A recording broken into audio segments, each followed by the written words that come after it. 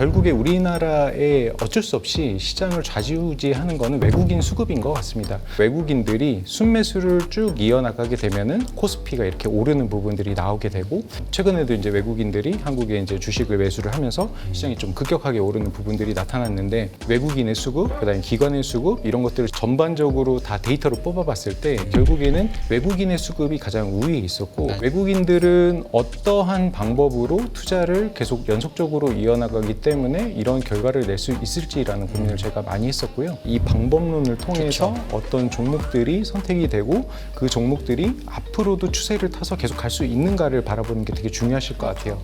그래서 이 종목도 보시게 된다라고 하면은 이준석 우리자산운용 상품전략실 실장님과 함께합니다. 어서 오세요. 네, 안녕하십니까. 네. 아예 국내 시장 결론부터 좀 찍고 가시죠.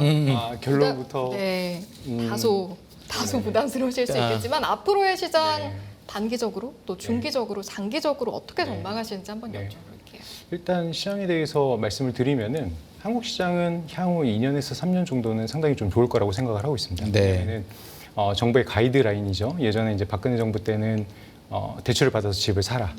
그 말을 이제 거스른 사람들은 되게 이제 힘들게 살았고, 그 다음에 지금은 이제 집을 사지 말고 국내 주식을 투자를 해라. 라는 이제 정부의 이제 가이드가 있기 때문에 그거와 또 발맞춰가지고 지금 이제 이재명 정부에서 추진하는 것들이 밸류업과 관련한 부분들, 상법 개정이 이제 3차가 진행되고 있는 부분들, 아까 이제 이선엽 대표님께서 계속 말씀드렸지만은 그런 부분들이 우리나라 시장에서 외국인들의 투자자들의 이제 시각을 좀 달리하는 부분들이 나타나고 있습니다. 이제 그 부분이 가장 큰 것 같고요. 그다음에 또 하나는 이제 글로벌 시장에도 마찬가지로 적용되는 부분들인데. AI가 이제 세상을 바꾸고 있지 않습니까? 그런데 이제 AI와 관련한 부분들은 이건 이제 생존의 문제입니다. 이제 나라의 생존의 문제, 기업의 생존의 문제, 그다음에 개인의 생존의 문제이기 때문에 이 투자는 늦출 수가 없고 멈춰서도 안 되는 부분들이 있습니다.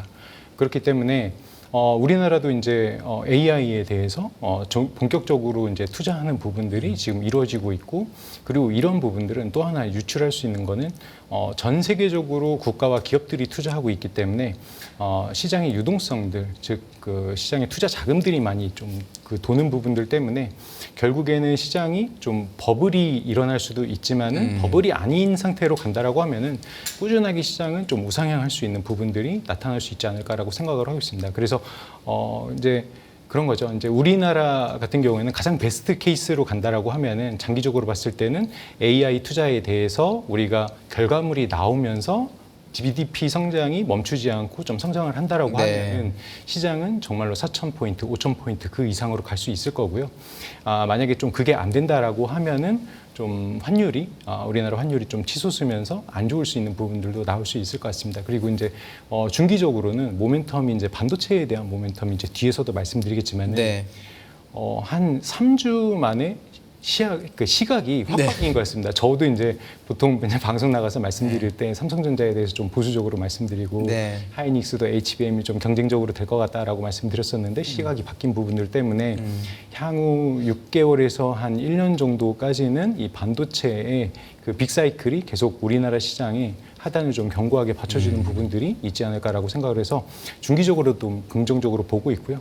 그다음에 단기적으로는 사실 잘 모르겠습니다. 그러니까 그 추석 연휴를 앞두고는 한 4년 정도는 연속적으로 시장이 계속 하락했던 것 같습니다. 그래서 저도 이제 현금 비중을 좀 많이 가져가고 있는 편인데 시장은 뭐 예상과 달리 좀 좋은 상황이 있고, 근데 대신에 그냥 투자자분들께 이제 권유를 드리고 싶은 거는 그래도 우리가 추석 연휴가 상당히 길다 보니까 그 동안에 우리가 알 수 없는 외부 변수들이 나타났을 때 그게 우리나라 시장에 한꺼번에 반영될 가능성들이 있기 때문에 일정 부분은 우리가 알 수 없는 부분들이 있기 때문에 현금을 좀 확보하고 가는 것이 어떨까, 이렇게 해서 장기, 중기, 단기 좀 바라보고 있습니다. 거의 뭐 완벽하게 대답을 해주셔가지고 미국 얘기도 좀 여쭤보고 싶은데, 미국이 사실 아직까지는 YTD로는 수익률이 그렇게 뭐 오르긴 했지만 다른 지역에 비해서 아주 좋은 편은 아니거든요. 그래서 오히려 미국이 이제 남은 기간 좋을 수 있다는 얘기도 하시는 분도 있는데 미국에 대해서는 혹시 어떻게 생각하시나요? 미국에 대해서도 뭐 다 긍정적으로 말씀드려서 죄송한데요. 그러니까 그래도 이제 글로벌에서 AI에 대해서 투자가 계속 연속적으로 이루어진다라고 했을 때 이러한 AI 패권을 가져갈 수 있는 가장 유력한 나라가 이제 미국일 거고요. 그다음에 이제 미국이 뭐 뒤에서 제가 책 이야기도 말씀드리겠지만은 지금은 이제 고립주의로 가면서 그 안에서 완벽한 시스템을 구축하는 부분들이 있기 때문에 향후 장기적으로 봤을 때도 경제 성장이 가장 완벽하게 지속적으로 이루어질 수 있는 나라이고, 그다음에 하반기로 봤을 때도 이제 그 표를 보시면은 네. 오라클 매출 가이던스가 이제 나오면서 IPO라고 하죠. 이게 이제 이번에 실적 발표를 하면서 엄청나게 폭증한 부분들이 AI에 대한 투자 우려를 좀 소각시키는 부분들이 발생을 했었습니다. 그렇기 때문에 뭐 엔비디아가 어제 오픈 AI에 투자하는 부분들, 그래서 경쟁적으로 투자하는 부분들이 지금은 AI 소프트웨어 쪽으로 AI를 도입한 기업들이 효율성이 올라가는 부분들이 있기 때문에 여전히 좀 미국 시장에 대해서는 긍정적으로 바라보고 있고요. 네. 그다음에 이제 금리 인하에 대해서도 좀 말씀을 드릴 텐데, 뒤에서 또 다시 한번 말씀드릴 텐데, 지금은 경기 침체 없는 금리 인하이기 때문에 오히려 이제 러셀 2000 같은 경우에는 신고가를 이제 갱신하는 부분들은 오히려 이제 위험에 대한 선호도를 투자자들이 더 이제 가져가면서 오히려 이제 M7의 투자가 집중됐던 부분들이 좀 확산되는 경향들이 나오고 있지 않나. 그렇기 때문에 미국 시장 같은 경우에도 단기적인 조정이 뭐 지수상으로 5% 정도 나올 수 있겠지만은 네. 추세를 되돌리는 그 정도의 조정은 아닐 거라고 생각하고 있습니다. 네. 그럼에도 불구하고 이제 또 PC 물가 발표도 앞두고 있어서 항상 예상치보다 좀 튀거나 우리 네. 예상에 벗어나면 조금은 영향을 받게 되잖아요. 네. 이게 변수로 작용할 가능성은 없을까요? 뭐 충분히 변수로 작용할 수 있을 것 같고요. 근데 이제 우리가 좀 기억해야 되는 거는 이제는 물가가 시장에 주는 충격이 그렇게 크지 않기 때문에 오히려 이제 금리 인하 방향성에 대해서 우리가 좀 염두를 해야 되는 부분들이 있는 것 같습니다. 오히려 이제 뭐 이번 달은 이제 저희가 0.3% 정도 전월비 대비해서 이 정도가 이제 컨센서스가 있는데, 이거를 엄청나게 크게 뛰어넘는 이제 서프라이즈가 나오면은 시장이 좀 충격을 받겠지만은 그게 아니다라고 하면은 시장은 금리 인하 기조 속에 있기 때문에 좀 편안하게 바라보는 게 좋을 것 같고요. 그다음에 이제 예전에 계속 주거비가 되게 스티키하다라는 이야기들을 많이 했었는데, 주거비도 좀 계속 내려가는 부분들, 그다음에 국제유가도 좀 안정적인 흐름으로 가고 있는 부분들이 전반적으로 봤을 때 시장 물가가 그렇게 튀어오르지 않는 부분들, 그리고 이제 트럼프가 계속 좀 기업들의 경고 압박을 하는 부분들이 아마 이제 수입 물가가 올라가는 부분들이 소비자까지 아직은 전가되지 않는 네. 부분들이 전반적으로 본다라고 하면은 이 물가가 시장을 발목 잡는 부분들은 좀 크지 않을까라고 예상하고 있습니다. 네, 이제 매크로 얘기 많이 해서 사실 우리나라 증시에서는 반도체만큼 중요한 업종이 사실 없잖아요. 근데 실장님 준비해 오신 걸 보니까 전자하고 이제 SK하이닉스에 대한 전망도 있어서 요거에 대한 의견도 좀 주시면 어떨까 싶은데요. 네.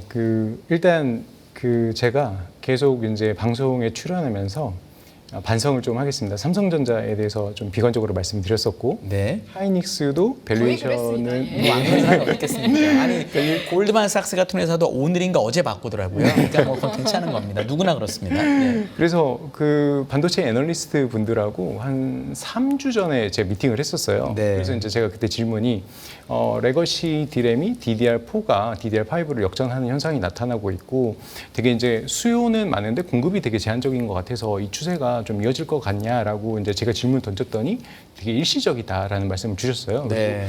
그 다음 주에 다른 이제 증권사의 이제 애널리스트 분이 오셔가지고 하이닉스, 삼성전자에 대해서 엄청나게 강한 컨빅션 바이를 말씀해 주시더라고요. 네. 그래서 이제 그때 제가 이제 딱 봤던 장표가 요 지금 보고 계시는 장표인데, 예전에 이제 우리나라 디램 같은 경우에는 뭐 이제 투자가 뭐 데이터 센터가 투자가 많이 이루어지거나 아니면 핸드폰, PC의 교체 수요가 크게 일어나고 그다음에 이제 경기가 좋아지게 된다라고 하면 그거에 영향을 받는 이제 시클리컬이었었는데, AI 반도체가 이제 시장을 주도를 하면서 이 HBM이 스페셜티가 되게 된 거죠. 그러면서 전반적인 이 디램 시장 안에서 그 영업 이익률 자체를 끌어올려주는 그 이제 촉매제가 되었던 거고, 그렇기 때문에 나머지 이제 그 레거시 디램에 대해서는 투자를 좀 줄였었던 부분들. 그런데 이게 이제 계속 그 레거시 디램에 대한 그리고 낸드에 대한 수요는 한정적일 거야라고 사람들이 생각을 했었는데, 이게 아까 이제 오라클에서 이제 그 매출 잔고, 수주 잔고가 이제 폭증하는 부분들이 나오면서 AI에 대한 수요가 견고하다라는 거를 시장에 인식을 시켜주면서 HBM이 가격도 견고하고 Q도 이제 계속 늘어날 거다라는 확신을 줬었고, 근데 거기에 또 이제 마이크로소프트와 같은 이제 데이터 센터를 운용하는 이런 데이터 센터 기업들이 추가적으로 예전에 투자했었던 데이터 센터들에 대해서 추가 투자를 하는 부분들이 나오면서 디램과 낸드에 대한 수요가 폭증하면서 이제 그럼 이제 업체들이 가격을 올리기 시작했는데 오늘 삼성전자가 이제 한 30% 정도 판가를 올리는 부분들을 고객들한테 통보했다고 하는 부분들이 나오면서 이제는 이 스페셜티에서도 가격이 올라가는 부분들 Q가 늘어나는 부분들도 반영이 되지만은 이 예전에 커머디티라고 했었던 레거시 반도체에서도 공급은 제한적인데 수요는 아주 많은 이런 상황이기 때문에 지금은 삼성전자, 하이닉스, 그다음에 소부장에 대해서도 전부 다 이제 긍정적으로 바라보는 시각이 필요할 것 같고요. 그리고 제가 이제 오늘 오기 전에 그 사무운용사에 있는 잘 운용 잘하는 매니저들한테 제가 전화를 다 돌렸어요. 네. 반도체 어떻게 됐냐? 네. 저 뭐 어떤 하우스 같은 경우는 저희는 다행히 초입에 조금 담았습니다. 그래도 시장을 언더퍼폼하고 있어요. 네. 그렇다라고 하는 거는 그 전문가들도 사실 이 시장에 대해서 변화에 대해서 예상을 못했던 부분들이고 급하게 따라갔어도 비중을 많이 담지 못했다라는 거. 그리고 또 하나 재밌는 거는 제가 오늘 또 데이터를 하나 뽑아봤던 게 그러면은 ETF 중에 반도체 ETF에서 9월 초에 늘어난 수급들, 그다음에 연초 이후로 반도체를 긍정적으로 바라보고 투자한 투자자들은 많을까라고 해서 그 늘어난 그 펀드의 AUM을 봤는데 펀드도 그렇게 많이 안 늘어났습니다. 지금은 사실은 반도체는 올랐지만은 투자자들은 그렇게 많이 수익을 보지 못한 구간이다라고 보시면 좋을 것 같고요. 그리고 이제 아까 말씀드렸던 요 키 차트를 여러분들께서는 꼭 기억을 하시고 반도체가 뭐 감사하게도 만약에 좀 조정이 나온다라고 하면은 이 조정 구간 안에서는 반드시 좀 담아가는 전략들이 필요하지 않을까 생각하고 있습니다. 네. 네. 반도체는 이제 확실히 집중받고 있는데 그러다 보니까 상대적으로 그동안 좀 주도주였던 조방원에 대한 네. 관심은 조금은 사그라든 것 같고 네. 그래도 또 실적 성장 기대감 측면에서 보면은 이게 꺼진 건 아닌데 밸류 측면의 문제인지 어떻게 보세요? 뭐 밸류 측면의 뭐 문제로도 볼 수도 있지만은, 근데 원래도 이제 전통적으로 삼성전자가 이제 세게 가는 시장 안에서는 나머지는 약간 다 소외돼 있는 게 이제 그동안의 이제 원래 이제 모습이고요. 네. 그래서 이런 부분들은 구조적인 성장을 여전히 하는 섹터라고 저는 생각을 하고 있습니다. 근데 여기서 좀 말씀드리고 싶은 부분이 좀 다른 얘기를, 그러니까 출연자분들하고 좀 다른 얘기를 드릴게요. 제가 좀 나와서 꼭 그 주변에 계신 분들이나 아니면 방송을 통해서 꼭 추천드리는 도서가 피터 자이안의 체일혁명과 미국 없는 세계라는 도서가 있습니다. 네. 2017년도에 이제 쓰여진 책인데 그 책에서 보면은 미국이 세계 경찰 노릇을 끝내고 이제 고립주의로 들어간다. 그러면서 세계에 분쟁이 많아질 거다. 그래서 그 책에서 세 가지 전쟁을 예측을 해놨습니다. 러시아 우크라이나 전쟁, 중동의 전쟁, 그다음에 중국 대만의 전쟁. 이 세 가지 전쟁 중에 지금 두 가지가 현실화됐습니다. 그러네요.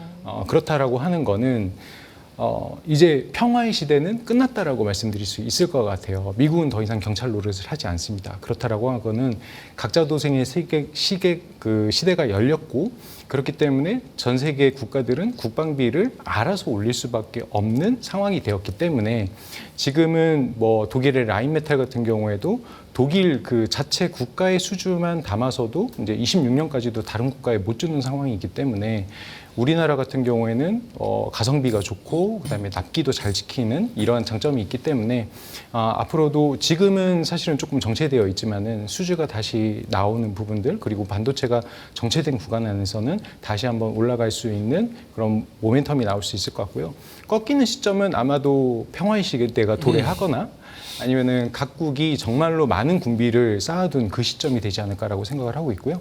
조선 같은 경우에도 이제 마찬가지로 저희가 볼 수 있을 것 같습니다. 조선 원전 같은 경우에는 지금 이제 에너지를 우리가 이제 그 대체 에너지 원전으로 가기 이전에 우리는 LNG를 써야 되는 부분들이 있는데, 이런 것들이 이제 조선 LNG선에 대한 수요를 촉발한 부분들, 그리고 장기 턴어라운드를 하는 국면에서 미국이 중국을 견제해주는 부분들 때문에 여전히 뭐 지금은 PQC가 모두 다 안정적이기 때문에 조선 같은 경우에도 장기 랠리가 여전히 이어질 수 있다라고 저희는 보여지고 있고요.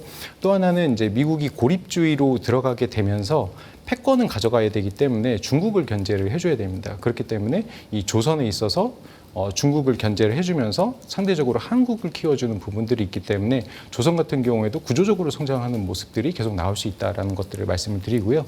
그다음에 원전 같은 경우에도 마찬가지입니다. 미국이 이제 설계를 도맡고 있고 그다음에 우리나라 같은 경우에는 이런 것들을 지어주고 그다음에 주기기를 납품하는 그런 이제 경쟁을 가져가게 되는데 이런 부분들에 있어서 그 미국은 한국과 협업을 할 수밖에 없는 그런 구조이기 때문에 실질적으로 원전도 이러한 구도 속에서 꾸준히 성장하는 섹터라고 좀 말씀드릴 수 있겠습니다. 네, 알겠습니다. 우리나라의 결국 버블이나 강세장은 외국인들이 이끈다라고 얘기를 했었잖아요. 네. 근데 이제 외국인 투자자가 뭔가를 사는지를 따라서 주식을 산다는 게 쉬운 일이 아니어서 네. 이거를 뭐 어떤 식으로 투자하는 게 좋을지에 대해서 고민하는 분들이 많을 것 같아요. 혹시 실장님 혹시 아이디어 있으시면 한번 얘기해 주시면 어떨까요? 그래서 네. 이제 저희가 네. 사실은 그러니까 그 시청자분들께 꼭 말씀드리고 싶은 게 제가 이제 상품 광고를 하러 온 건 아니고요. 그렇기 네. 때문에 이제 제가 이 말씀을 드려도 이 전략과 관련한 부분들에 대해서 조금 그 관심을 갖고 레슨을 네. 얻어가시면 네. 좋을 것 같고요. 그다음에 지금 말씀 주셨던 부분들이 결국에 우리나라에 어쩔 수 없이 시장을 좌지우지하는 거는 외국인 수급인 것 같습니다.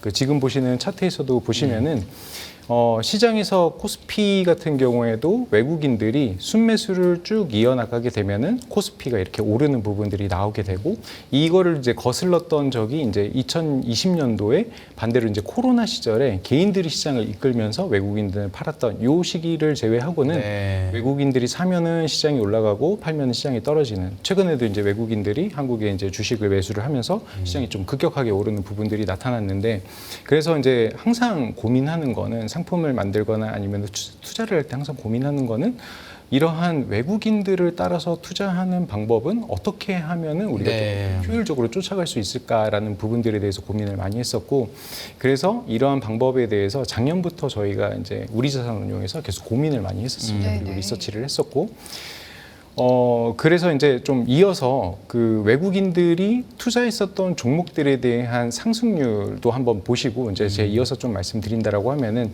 2024년도 그 한 해에 외국인들이 순매수 상위 10개 종목 같은 경우에 평균 상승률이 89% 정도가 됐었고요.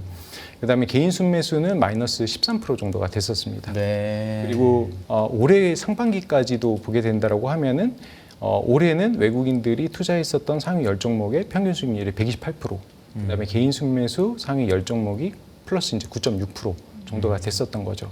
그래서 저희가 고민했던 거는 외국인들은 어떠한 방법으로 투자를 계속 연속적으로 이어나가기 때문에 이런 결과를 낼 수 있을지라는 고민을 저희가 많이 했었고요.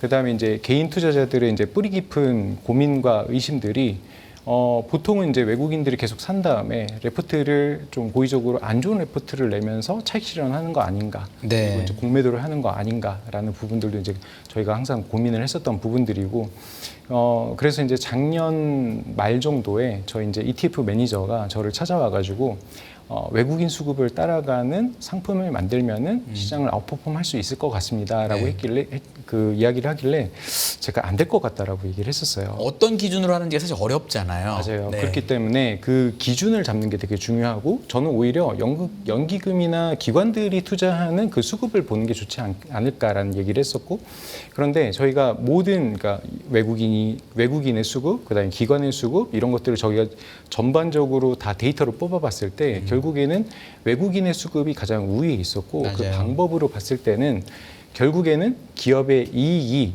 올라가는 기업들에 대해서 선별적으로 투자하는 방법이 가장 효율적이었었고요. 그다음에 이제 이게 제가 오늘 좀 말씀드리고 싶은 내용인데 이게 이제 저희가 최근에 이제 출시한 ETF에서 외국인 추세 추종을 따라가는 프로세스입니다. 근데 여기서 보게 된다라고 하면은 외국인들이 투자를 할 때는 결국에는 그 추세가 나오는 부분들 어느 특정 시점부터 엑시트를 하는 그 구간까지 지속적으로 투자를 하고 그다음에 이게 마무리가 됐기 때문에 그 많은 수익률을 얻을 수 있는 거거든요. 그리고 개인 투자자들의 고민과 로망은 사실은 추세 추종을 하고 싶은 거잖아요. 네. 그래서 그 방법론을 우리가 어떻게 하면 구현할 수 있을까라고 고민을 하고 여러 가지 방법을 고민하다가 저희가 이제 이 프로세스를 저희가 이제 구성하게 됐는데 이거는 투자자분들께서도 한번 참고해 보시면 되게 좋을 것 같아요. 그래서 저희는 첫 번째로 그 유니버스 선정을 할 때 KLS 300 지수에 있는 그래도 어느 정도 시가총액이 되는 종목에 대해서 저희가 1차적으로 필터를 하고요. 그다음에 두 번째로 구성 종목을 저희가 할 때는 EPS 추정치가 1개월, 3개월을 비교를 해서 3개월 대비해서 1개월이 상향되는 종목에 대해서 다시 100종목으로 저희가 추립니다. 네. 그 중요한 거는 결국에는 기업의 이익이기 때문에 여기서 100종목을 줄이고요. 그 다음에는 외국인의 수급 강도를 분석을 하는데 이 수급 강도를 분석할 때는 단순히 금액이 아니라 시가총액 대비해서 기간 동안의 순매수 금액을 저희가 하기 때문에 대형주로 편중되는 부분들을 저희가 제외할 수 있습니다. 그래서 1개월 동안 외국인들이 많이 산 종목들, 2개월 동안 많이 산 종목들 이렇게 해가지고 저희가 상위 각각 10개 종목을 이제 선정을 하게 되고요. 그렇게 됐을 때 여기에서 부정적인 센티가 나올 수 있는 예를 들면은 뭐 엔터 회사들이 연예인들이 어떠한 이슈가 발생한다라고 했을 때 이런 것들을 우리가 필터를 해야 되기 때문에 이런 것들을 이제 AI 뉴스 트렌드를 통해서 저희가 필터를 하고요. 그렇게 됐을 때 이러한 종목들로 구성을 했을 때 저희가 과거 그 백테스트 결과가 2013년도부터 올해 그 25년 3월 달까지 그러니까 저희가 코스피에만 이 방법론으로 투자를 했을 때 연평균 13% 정도가 나옵니다. 네. 코스피가 횡보하는 구간 동안에 네. 그렇다라고 하는 거는 기업의 결국에 중요한 거는 기업의 이익이 올라가는 것들 네. 그리고 그런 것들을 외국인이 어떻게 선택을 하는지에 대한 부분들 그리고 부정적인 뉴스가 있는 것들을 저희가 걸러내는 방법을 통해서 외국인들이 추세 추종을 통해서 막대한 수익을 거둘 수 있는 부분들을 저희가 쫓아갈 수 있는 거고요. 그다음에 요게 이제 저희가 과거에 이제 데이터를 통해서 봤었던 부분들인데 그러면은 얼마만큼 그 시기에 주도주를 잘 편입할 수 있는가가 결국에 수익률의 가장 중요한 부분들일 것 같은데 23년에서 24년도를 본다라고 하면은 이때는 이제 AI 반도체, 전력 인프라가 주도하는 국면이었습니다. 그때 이제 HD 현대일렉트릭, LS 일렉트릭, 유진테크 이런 기업들이 시장을 좀 주도했던 종목들인데 이 기간이 대략 한 2년 정도가 됐는데 편입 횟수라고 하는 거는 대략 한 18개월 정도로 보시면 될 것 같습니다. 그래서 24개월 동안 HD 현대일렉트릭이 18개월 정도는 펌이 되어 있었던 거예요. 네. 아까 그 방법론으로 투자를 했을 때. 네. 그러면은 이 구간 안에서 이 종목이 보통 아까 평균적으로 그때 이제 HD 현대일렉트릭이 한 8배 정도 올랐기 때문에 그 추세를 저희가 고스란히 투자할 수 있었던 거죠. 그리고 이 방법론으로 24년도에서 25년도는 이제 조선 방산에 주도했었던 국면이었기 때문에 이때 같은 경우에는 방산에서 현대로템이 한 14개월 정도, 그다음에 LIG 넥스원이 한 11개월 정도, 그다음에 하나에어로스페이스가 11개월 정도. 그래서 이러한 조선 방산에 대해서도 이 시기에 주도주를 계속 꾸준하게 투자할 수 있었던 부분들이 있었기 때문에 이 방법론을 가지고 종목을 바라보시고 투자를 한다라고 하면은 좋은 성과를 얻을 수 있는 그런 방법론이다 이렇게 말씀드릴 수 있을 것 같습니다. 네. 현재 포트폴리오 종목 구성은 어떻게 되어 있는지 네, 좀 궁금한데. 이 네, 부분 그래서 한번 여쭤볼까요? 이것도 좀 말씀드릴게요. 제가 이제 오늘은 사실은 저희 ETF를 말씀드리는 것도 중요한데 이 방법론을 통해서 그렇죠. 어떤 종목들이 선택이 되고 그 종목들이 앞으로도 추세를 타서 계속 갈 수 있는가를 바라보는 게 되게 중요하실 것 같아요. 네. 그래서 이 종목도 보시게 된다라고 하면은 저희가 지금 가장 많이 보유하고 있는 게 하나엔진 같은 경우가 가장 많이 보유를 하고 있고 두산 같은 경우에는 지금 두산전자의 CCAL 같은 경우에도 AI의 인프라에 계속 들어가는 그 부품이고 그다음에 두산 에너빌리티가 향후 원전에 대한 기대감이 있기 때문에 이익 추정치가 꾸준하게 올라가고 외국인들이 계속 매수하는 종목들. 그다음에 파라다이스 롯데관광개발 같은 경우는 한국이 이제 내수 관광이 많아지는 부분들에 있어서 계속 기업들의 이익 추정치가 올라가는 부분들 그러면서 아까 말씀드렸던 1개월, 2개월에 외국인 순매수가 있었던 종목들이기 때문에 이러한 것들은 뭐 밑에 종목까지 다 말씀드리기는 어려운데 제 LG 디스플레이만 하나 더 말씀드리면 그러네요. 이게 참 특이하네요. 네, LG 디스플레이도 이제 BOA를 미국에서 이제 10년 이상 제재를 하면서 이제 LG 디스플레이가 그간에 이제 암흑기를 이제 벗어나게 된 거죠. 그러면서 기업의 이익 추정치는 올라갔는데 과연 외국인들은 사고 있을까? 이런 것들이 궁금하잖아요. 1개월 동안 집중적으로 매수를 했습니다. 그리고 나서 주가가 턴어라운드를 하기 시작했고요. 네. 그리고 이런 부분들은 아마 다음 달 리밸런싱이 됐을 때 외국인들이 계속 연속적으로 사고 있었다. 그다음에 이익 추정치가 꺾이지 않고 계속 올라갔다라고 하면은 LG 디스플레이 같은 경우에도 추세적으로 올라갈 수 있는 종목이 되는 거죠. 네. 그런 방법으로 이 종목들을 볼 수 있고요. 그다음에 좋은 거는 이 ETF는 패시브 방법으로 저희가 방법론으로 구성한 거기 때문에 매니저의 주관이 없습니다. 그렇죠. 그렇기 때문에 저희가 이제 리밸런싱이 14일마다 하거든요. 그래서 그때마다 들어와서 종목이 어떻게 바뀌었는지 그렇게 보시면서 여러분들의 시장을 바라보는 뷰와 이 종목들이 어떻게 되는지에 대한 부분들도 매칭해서 보시면 좋을 것 같고요. 만약에 이런 것들이 일일이 투자하기가 힘들다라고 네. 하면은 이 ETF를 또 투자하시는 것도 하나의 방법이 네. 될 것 같습니다. 이건 제가 갑자기 궁금해서 좀 여쭤보고 싶은 부분인데 사실은 ETF를 하고 싶긴 한데 또 종류가 워낙 많잖아요. 좀 내 성향에 따라서 고르는 것도 도움이 될 것 같은데 좀 어떤 기준을 가지면 좋을까요? ETF 같은 경우에는 시장의 주도주가 될 수 있는 구조적으로 성장하는 그런 섹터를 바라보면서 투자하는 게 좋을 것 같고요. 그다음에 이거는 이제 그 패시브 중에 어떤 섹터를 따라서 투자한다고 하면은 그 기본적으로 어느 섹터에 대한 어느 정도 학습이 되어 있고 그다음에 그거에 대한 확신이 있을 때 그런 거를 좀 투자하는 거를 권유를 드리고요. 아까 말씀드렸다시피 반도체 우리나라 시장에서는 반도체 그다음에 조방원 그다음에 아까 이선엽 그 대표님께서 말씀해주신 지주 같은 이런 기업들 이런 섹터들 같은 경우에는 꾸준히 좀 투자할 수 있는 섹터일 것 같아요. 근데 그 섹터에 대해서는 어느 정도 공부를 하고 투자할 수 있는 것 같고요.